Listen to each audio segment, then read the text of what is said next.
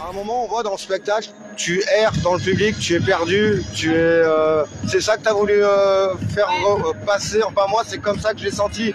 T'es perdu, t'es paumé, je suis complètement... en fait, c'est plein de strates et de lectures, ce spectacle. Et j'ai une première partie qui me structure beaucoup dans la forme, parce que c'est la représentation de plein de femmes qui m'ont représentée quand j'étais gamine, dans la construction de la femme que j'ai voulu être. Et suite à ça, je dégringole de mon cube et je tombe par terre. Et je traverse le public comme une errance. Et parce que ça a été vraiment le parcours d'une vie, de vraiment réussir à se trouver. Et pour ça, je pense qu'il faut beaucoup se perdre avant de se trouver. Et donc, du coup, c'est ça qui est représenté dans cette partie-là. Ouais, mais tout finit bien, puisqu'au final, pareil, on en a discuté hier, je vais revenir là-dessus. Il y a ce côté, donc le choix de la musique électronique n'est pas anodin aussi. Il y a le côté free party, dans free party il y a libre.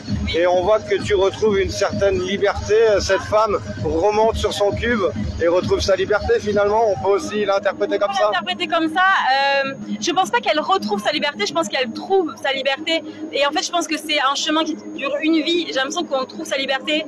C'est jamais acquis et on est toujours en quête permanente et j'ai l'impression que là effectivement c'est la représentation en tout cas d'un espoir et qui moi me porte tout au long de ma vie, de réussir à me dire que le matin je me lève en essayant de me dire que à la fin c'est un peu, c'est pas du tout mon réaliste, je veux pas faire ça, je veux faire ce taf là, c'est pas mon taf, mais que au moins j'ai quelque chose qui me structure et qui me permet de croire à quelque chose quoi. On aspire tous, enfin j'espère ceux qui nous écoutent, enfin notamment moi c'est pareil le matin en me disant oh fais chier ça va être tout pourri quoi. Et c'est vrai que dans la société dans laquelle on vit, ce genre de choses, c'est ce que j'expliquais aussi aux auditeurs. Notre page, elle n'a pas trop l'habitude d'être, on est plus sur de la revendication sociale, mais ton spectacle est une revendication sociale aussi quelque part.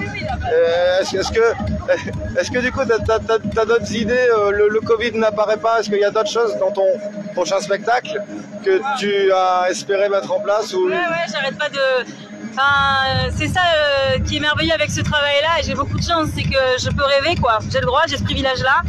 Et du coup, je le garde précieusement et je me dis que j'espère que ça va me porter toute ma vie et que je vais pouvoir réussir à transmettre l'espoir, ce truc qui me garde vachement en tête, de me dire que je veux communiquer des choses qui sont lumineuses.